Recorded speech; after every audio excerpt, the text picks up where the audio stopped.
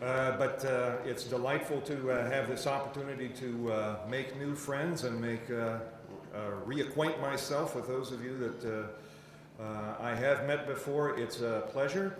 For those of you students who never had me for a class, well, this is your big chance to see what it would have been like. The rest of you can just, hang on for the ride. I wanted to take a minute to thank all of you, sponsors of the event, for doing all this. Also for we couldn't do this without your support. I mean, this is a sponsored event, and we are grateful for the support we get from alumni and friends of the campus. We do appreciate it. Your help is more important now than ever, and it's always been important. So we're happy about that. I'm now going to try to use the internet and bring up my PowerPoint. This will be a slight delay while I type in an appropriate web address.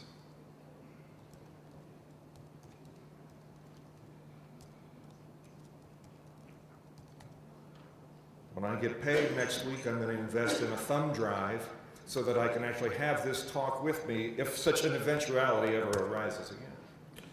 Okay. This is looking very promising.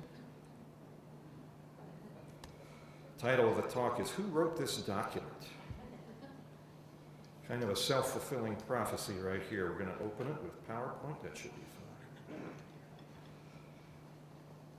Those of you who have your browsers open and want to follow along with the talk are welcome to do so.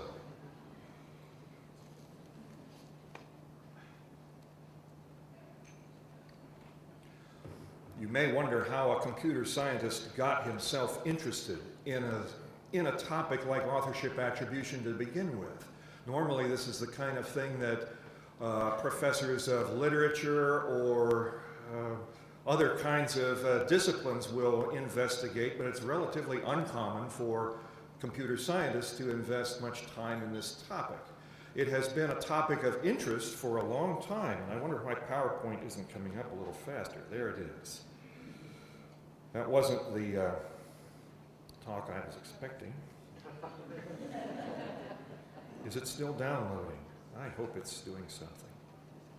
I told it to open. Perfect. I think it's perfect. Oh, it's using the internal. This will work, I think.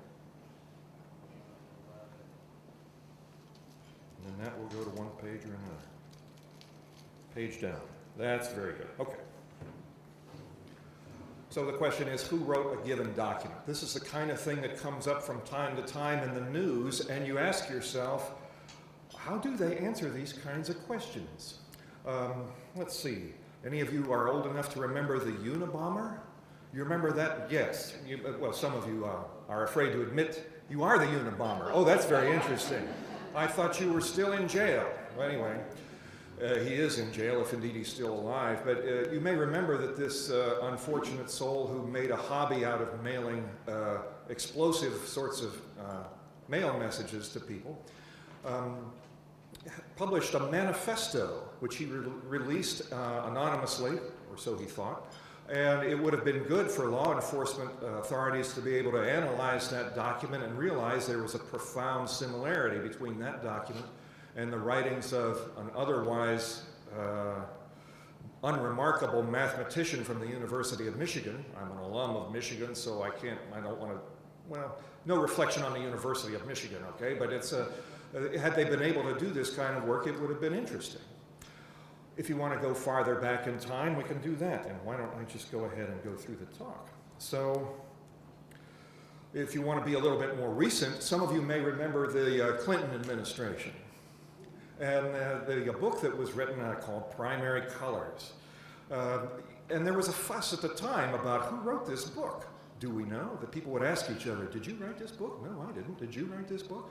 And it turned out that a fellow named Don Foster, a faculty member at Vassar College, still there as far as I know, noticed that the use of language, the patterns of words that were used in this novel, fictionalized account of the 1992 presidential campaign.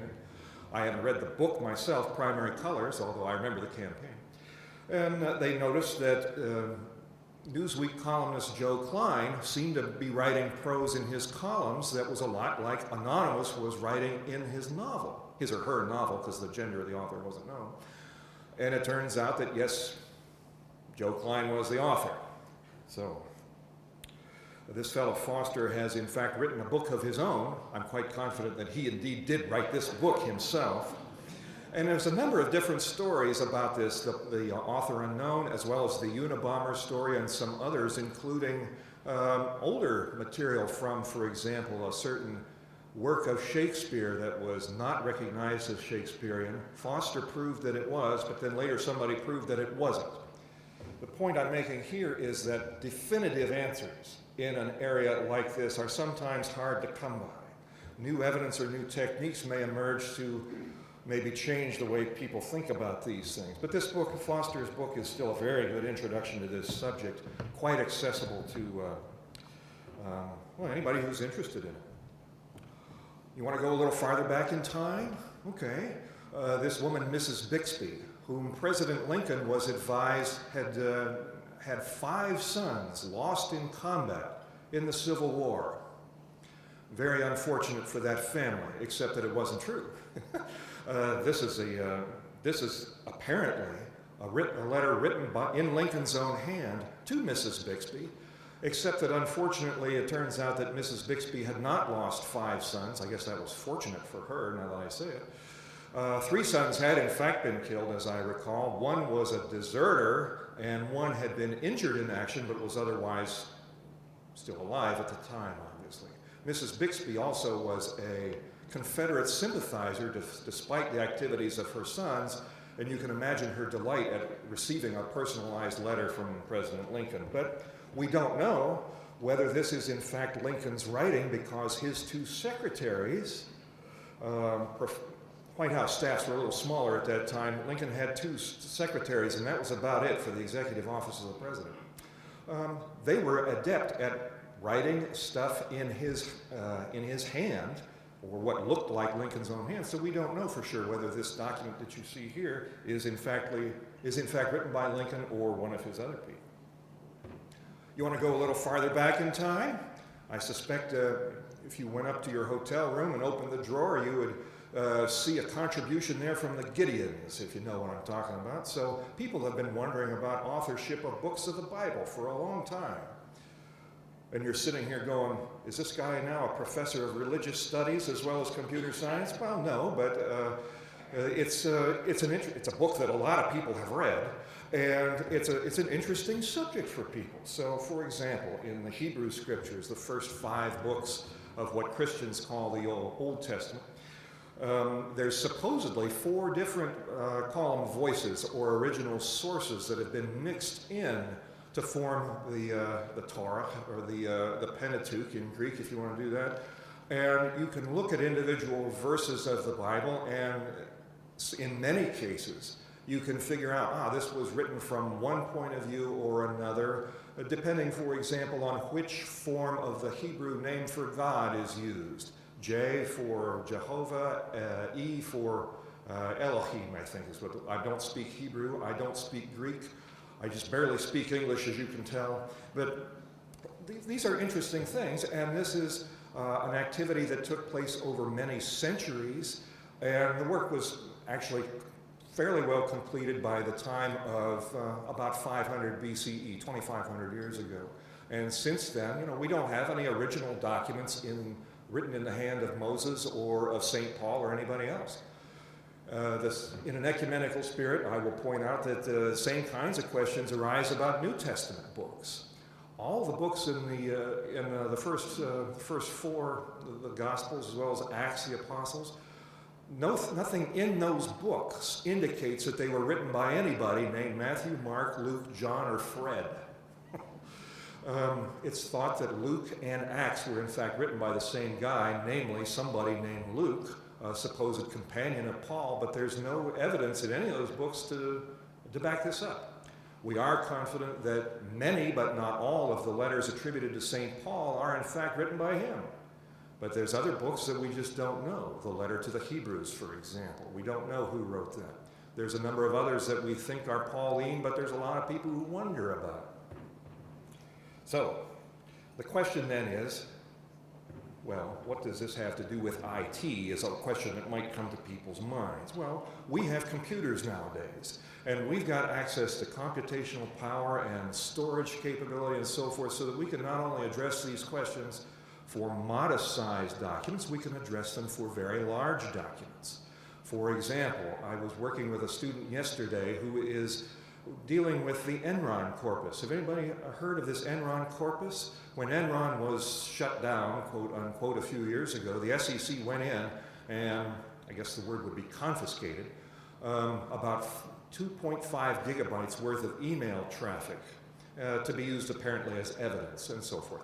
That corpus of email messages has been processed and it's now available. You can go out to the internet and download it. And you can look at all these things and you can ask questions like, did Ken Lay, bless his soul because he's deceased, did Ken Lay in fact write all the messages attributed to him from Ken Lay to everybody at Enron.com? All those messages, of which there's probably quite a number, did he write all those, or did he have some subordinate draft the message in their own language and he just then, put a signature over it and so forth and sent it out? That would be interesting information for people to be able to tell. And it turns out that we have methods for doing this kind of analysis. And that's what I'm going to talk about. There's some simple stuff that you can do. You can just count words. For example, in the Gospel of Mark, originally written in Greek, as was the entire New Testament, Mark seems to have a preference for a certain word in Greek. It's outos or oitos.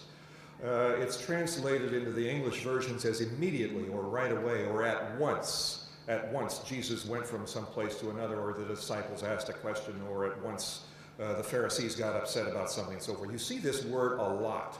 Turns out that Mark uses this word quite a bit more often than the whole rest of the New Testament put together. And there's a statistical test, a chi-square test, that you can use to show this. But sometimes the use of, unbelievably, these words are called marker words. There's a pun there. If you have a word like that that stands out in such a way, then that's fine. It indicates mark and writing style, and there's other such factors.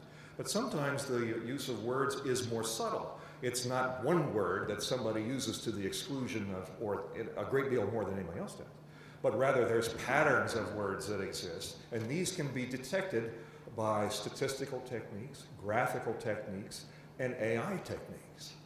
For example, you can analyze what are called function words. This is a key idea that has emerged in the last about 30 or 40 years or so, with analysis of the Federalist Papers and with more recent documents, the Wizard of Oz corpus and a number of others. Function words are the words that we use in every sentence, in every paragraph, all day long. Short little words that the search engines throw out when you type in a query. Oh, authorship people keep those words and throw out the topic-specific ones, and you can tell. People use the same kinds of words. We all use and or and the and this and that and so forth every day, almost every minute, but we use them in slightly different ways. And when you write, this same kind of pattern will emerge, and it's detectable. Okay? So, for example, in the Federalist Papers, it turns out that Alexander Hamilton, that's the guy on the $10 bill, folks. Lincoln was on the 5. And we're just going to go up through higher denominations of money if you'll, well, no, we won't. Madison's on the 500. I think so. Anybody have a $500 bill we can check? So it turns out that Hamilton uses this word upon much more often than Madison does. Other people use whilst. You hardly ever hear people using the word whilst anymore, but they do, I guess, when they're reading the Federalist Papers. And there's some other examples of that. But like I said, we have techniques nowadays based on linear algebra, for example, other statistical techniques, mathematics, as well as machine learning and other topics that let us analyze these things. So you can build a matrix. Those of you who took linear algebra in college and wonder why we made you do it, this is the reason. Not so that you could understand this particular talk, but so that you could understand that sometimes things that aren't obviously amenable to analysis by computer, you can stuff all the information into a matrix, and all of a sudden you've got all kinds of things that can be done. In particular, you've got statistical techniques, principal components analysis. And for those of you who took second semester statistics at some point, and there's other varieties of things like that, different forms of component analysis. And I don't understand the math behind that stuff either. It's okay. Okay, so for example, a couple of colleagues of mine, Kajel and Ophir Frieder, now the new chair of computer science at Georgetown University. Ophir and his student Kajel some years ago did an analysis of the Federalist Papers, a favorite test corpus for work in this area, and they saw these patterns. You can see this graph. If I had a laser pointer handy, I would show you, which I do. I can only point to one screen at a time. So for example, whoops, can you see that at all? Okay. The little diamonds are Madison documents. The plus signs are Hamiltonian. So you see there's kind of a cluster. Well, mouse. Hey, mouse. You see this cluster of Hamiltonian documents over here, and then somewhat more of a cluster of diamonds over here. It's kind of and some documents that are kind of in the middle. But there's an indication here, using very little data and computer power from the early 1990s, there's still evidence that this technique can work. And since then, it has been scaled up, and more corpora have been used, and in fact, there's other kinds of processing that people can do on this. So, for example, I mentioned the Wizard of Oz corpus.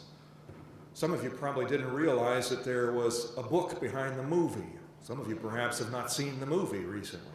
Anyway, the holidays are over, so you're not going to see it again on TV for a few months. But the idea is that the Wizard of Oz was invented by a guy named L. Frank Baum, and he wrote about 18 of these books. He unfortunately died during the influenza epidemic of 1918, along with about 50 million other people around the world. And the publishers were very sad at this event, because these books were making money. And so they hired a woman named Ruth Plumley Thompson to come along and take over the series. And the question was, did this Royal Book of Oz, the number 17 or 16, number 15, I'm sorry. Yeah, I should read my own talk before I give it, I suppose. The 15th volume in the series, they didn't know who had written it. How much of it was Ruth Plumley Thompson, or how much of it was L. Frank Baum frantically scribbling away on his sickbed, later his deathbed, to finish this book? It turns out that analysis by a fellow named Jose Bonango encoded this corpus and came up with a graph like this one. And again, you see this sort of a pattern. It's a little bit more distinct this time. The hollow circles on the left side of the graph are undisputedly Thompson, the woman who took over the series. On the right side of the graph, you see the Baum material, undisputedly Baum. And you can see there's a profound separation. Did the readers at the time notice or care? Probably not. Okay? So just because you start writing in the style of somebody else doesn't mean that that's a bad thing. One of the techniques that people use to do this sort of analysis is something called the singular value decomposition. This is another reason why we make students take linear algebra class so that you can learn about stuff like this. This is a very interesting, and again, one of those mathematical algorithms that I guess I missed that day in math class or something, because I've asked people to explain it, and nobody in our math department is smart enough to teach me this. But you can still look at analysis of these sorts of things in documents of various kinds, and this SVD has the ability to, and it's a nice property, to scale to larger collections of documents. Aha, now you're talking. To look at the Federalist Papers, or the whole New Testament can easily fit on a floppy. Let me rephrase that for the younger students in the room. A floppy disk is small. Okay, but a lot of the corpora that people were using in the past, the works of Shakespeare easily fit on a 2 meg floppy. Okay, so when you're talking some of the corpora that have been used in the past, when we talk about corpora that are being used now, 500 gigs, you get those units right, the 500 meg Enron corpus. All of a sudden you're starting to worry about, can the computer handle this? Can we run this through MATLAB or whatever and get some kind of algorithm? And my student Ian Soberoff and I looked at some of this about 10 years ago now, when he was working on his Ph.D., and we looked at some information from the Hebrew Scriptures, from the Hebrew Bible. Ian downloaded the documents from a website in Israel that he knew about, and we analyzed these things. And we subjected these documents to singular value decomposition, appropriate kinds of processing. And in particular, we focused on some books that are in the Hebrew Bible. There's 3 sections: the Torah and the middle part, and then the writings. I forget. Teachings, prophets, and writings, I guess, is a way for a Christian who doesn't know what he's talking about to stand up and explain. Well, anyway, these books are in the Hebrew Bible. Enough of that. Ezra, Nehemiah, 1st and 2nd Chronicles. 1st and 2nd Chronicles, by the way, started as one book. Okay? Ezra and Nehemiah, as far as we can tell, were in fact historical people. But we don't know who wrote the letters attributed to them, the books attributed to them, nor do we know who wrote Chronicles. Okay, let's see if we can figure it out. You can do some analysis here, and I sense that the graph might be a little bit hard to understand there, but the point is that you see that big cluster, amorphous blob of documents. This correspond to chapters in the Bible as added by the scribes later. When the books were written, both New Testament and Hebrew Scriptures, chapters and verses weren't put in. That was added later. 1600s, in fact, in the New Testament at least. So, but you see this amorphous blob over on the lower right.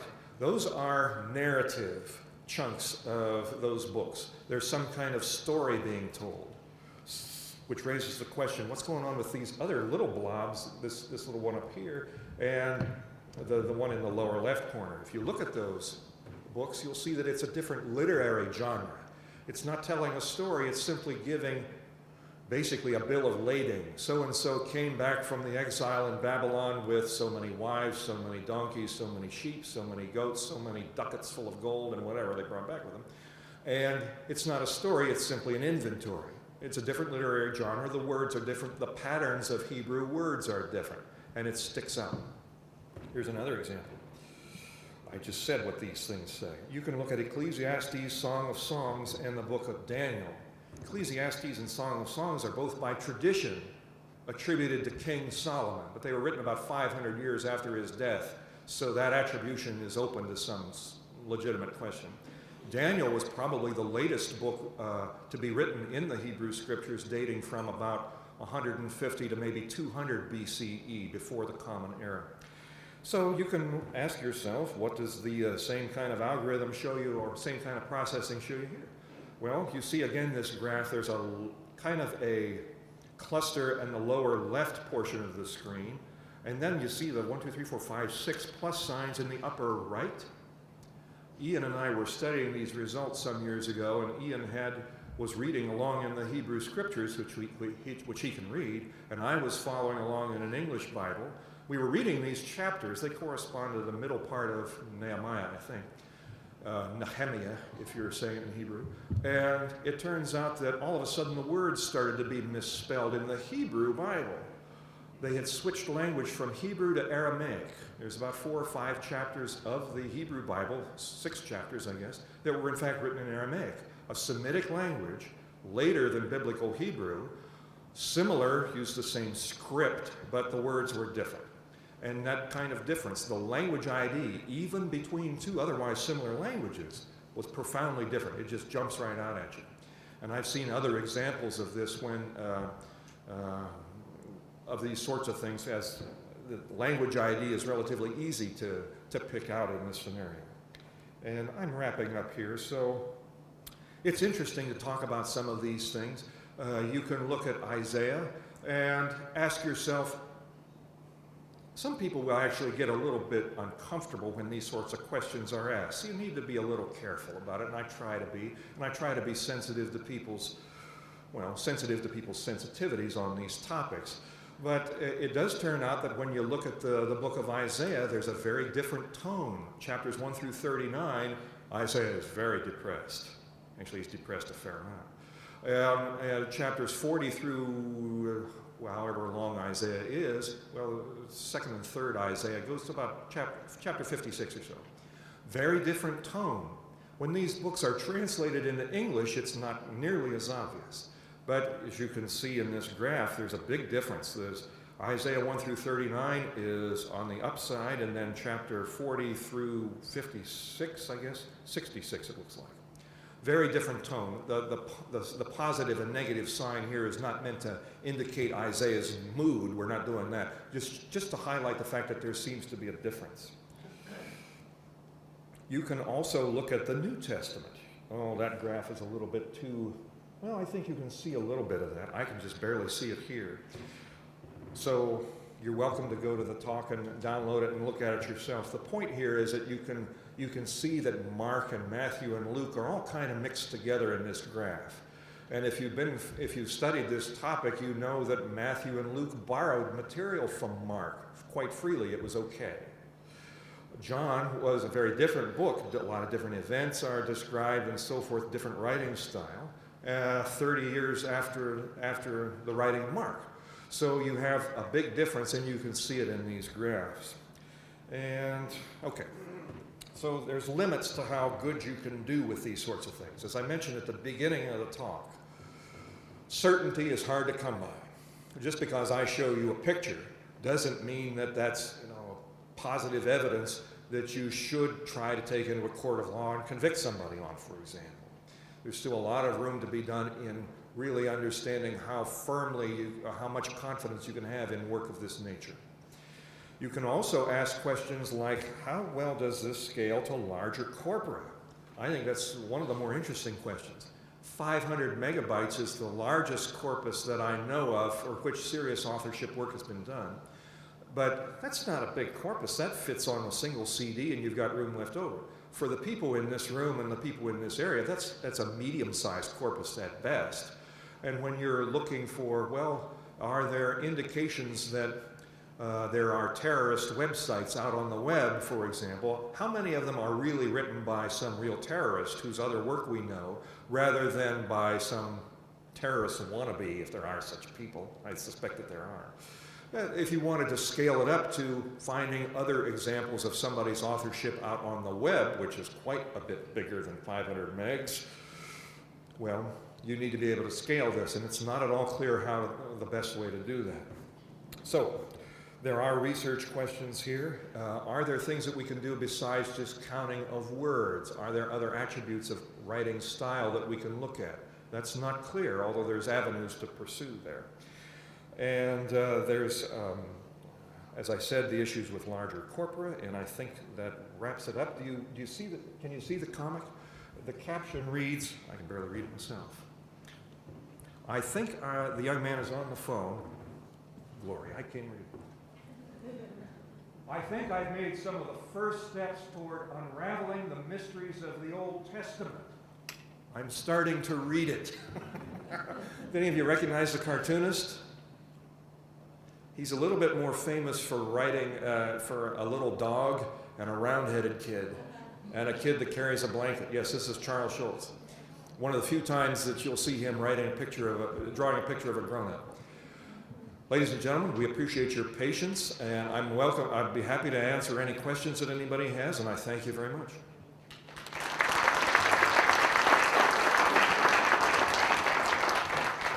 I see there was a question here, the guy in the purple. If you care to, do stand up and mention where you are and who you're from, and where you are and who you're from. That's a good one.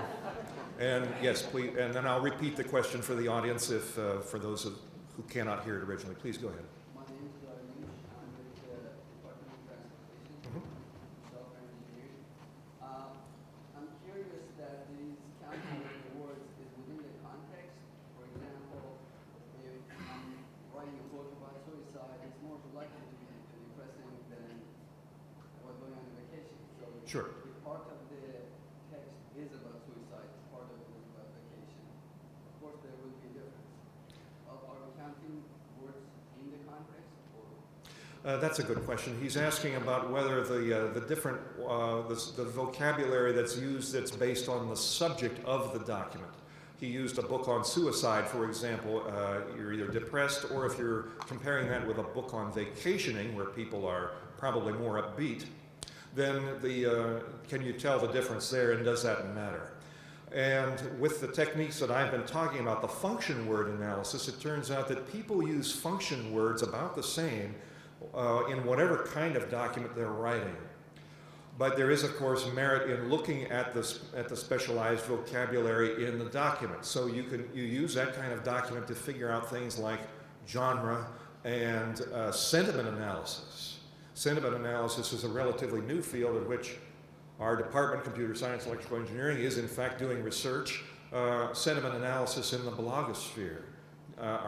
Can you find bloggers that are more in agreement with your point of view, or are simply more upbeat, or are in favor of one thing or another, red or blue in their politics or whatever.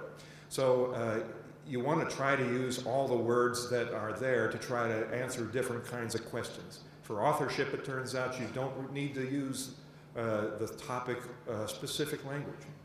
It's what we found, at least, in most of the studies that I'm aware of. This man here had a question, or one of you.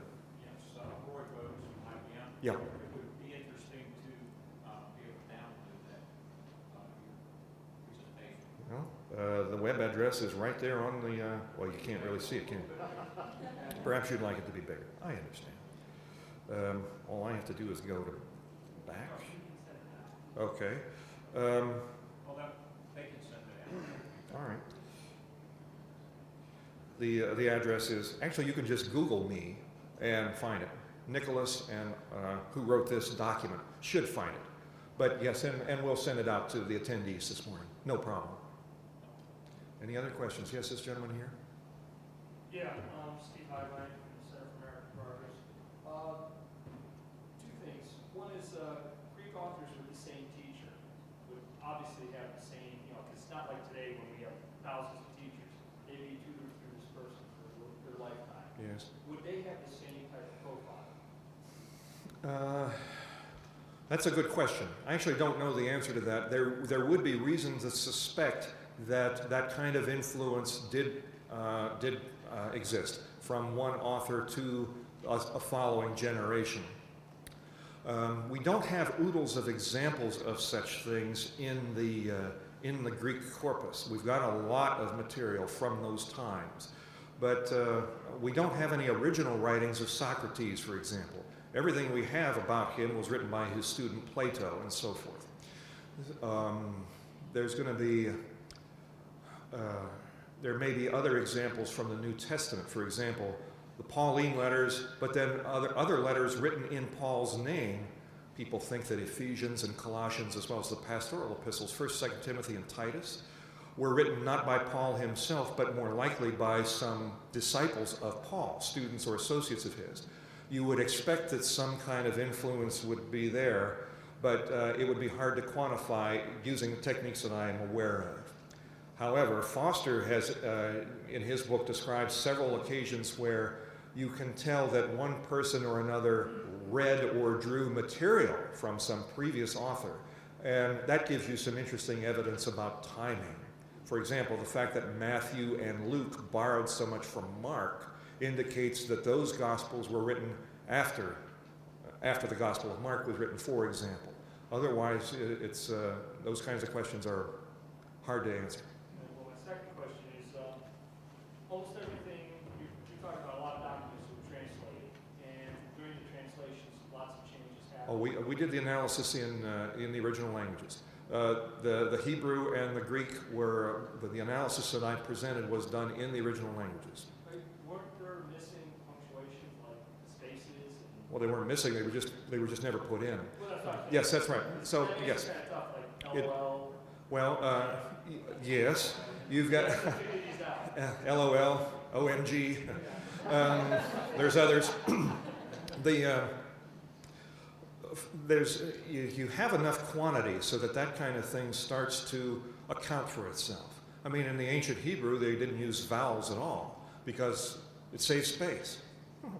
And people knew the documents well enough through having heard them read so many times, or had committed them to memory or whatever, it wasn't necessary for the vowels to be in place. Similarly, as you indicated, the original Greek, there was no such thing as capitalization and punctuation and inter-sentence spacing and stuff like that. So And that's a problem. You know, there's still segments of 1st and 2nd Corinthians, for example, where it would be useful to have punctuation to help us understand what Paul is talking about, and unfortunately we don't have it. See, but you have to account for that.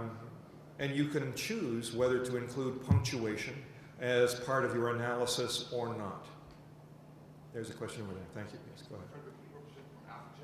Yeah. If you had 3 translated document, how similar would the voices be of the 3 translations? Can you measure that? The question was, suppose you had multiple translations of one document, and with the original being in one language, and let's say that 3 translations into, let's say, English. Could you tell that there were different translations? And the answer is yes. There's going to be a translation effect. Now, I haven't seen any studies of this, but one of my favorite examples is the Divine Comedy by Dante, right? Written in medieval Renaissance Italian, all right? I don't read that very easily. But there's been a number of translations into English over the years, including fairly recent ones, and it's the same original document, possibly using variants of text that have been discovered, for example, but the different translations that come out do have different styles with them. So there is a translation effect that's happening. How to quantify it, as far as I know, is an open problem. I don't know. I haven't researched that. I'm aware of it as an issue, but otherwise I don't. It's there, but I don't know about it. Follow on? As a follow-on, if it impacts comprehension, in terms of English to say Chinese or English to Japanese in a technical world, we have to translate what we're doing into other languages. Does it influence the ability of the second language reader to comprehend what is being said? The fact that it would be the Different translation. yes, the fact I would think that if there were different translations, that would be a help rather than a hindrance to the reader in the second language. You use the example of an English language, say technical manual of some kind, translated into, let's say, Chinese or Japanese by at least 2 or 3 different people. Okay. It seemed to me that would be useful to the Chinese or Japanese reader, just because where all 3 agree, there's considerably more confidence than if all 3 disagree and come up with wildly different translations. But this is also an issue in some of the biblical work, because there's ancient Hebrew words and some Greek too that we don't quite understand. The Song of Songs, for example, has terminology that it does not appear in the rest of the Hebrew scriptures. And the Jewish people have simply forgotten, it's not their fault, that have simply forgotten what some of these words mean, because the language has changed since biblical times, right? So there's parts that are just open to suggestion, and when you read the Bible, you'll see that this is the best guess that the translators had. The meaning of the original Hebrew is uncertain. They'll say stuff like that. Yeah, back there. Okay. Is this being used on contemporary literature, in particular student plagiarization? As a matter of fact, it is. I didn't want to make that point until the students had left, but these sorts of techniques are, in fact, have been available we've used, there's been custom software that my department has used for quite a few years that does some analysis on the program code that people submit for grading. And when 2 programs are similar beyond what the laws of chance would indicate as reasonable, a human being, an experienced instructor, looks at the material and makes a judgment on their own, and then I sometimes get involved. But yeah, it can be done. And you can also look at a website. What is it, Turnitin.com? Do people use that? And of course, and when you guys use the submit command in your 201 and 202 projects and so forth, there's that kind of stuff happening. The idea that computer program code is a document just like any other that can be subjected to this kind of analysis is in fact an insight in itself, isn't it? It doesn't, the linear algebra doesn't really care what the genre is. The results are just what they are, but you need a human in the loop to make some interpretation. That sounds like a good way to wrap this up. Thank you again, ladies and gentlemen. Appreciate it.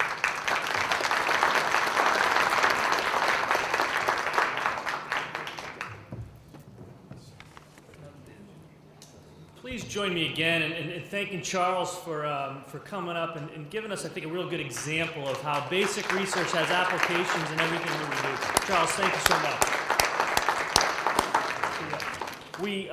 I want to remind everybody that our last talk of the academic year is April 21st. It will be here. The speaker will be Bernie Meyerson, who's an IBM fellow and the vice president for innovation and global relations. So we hope to see you then.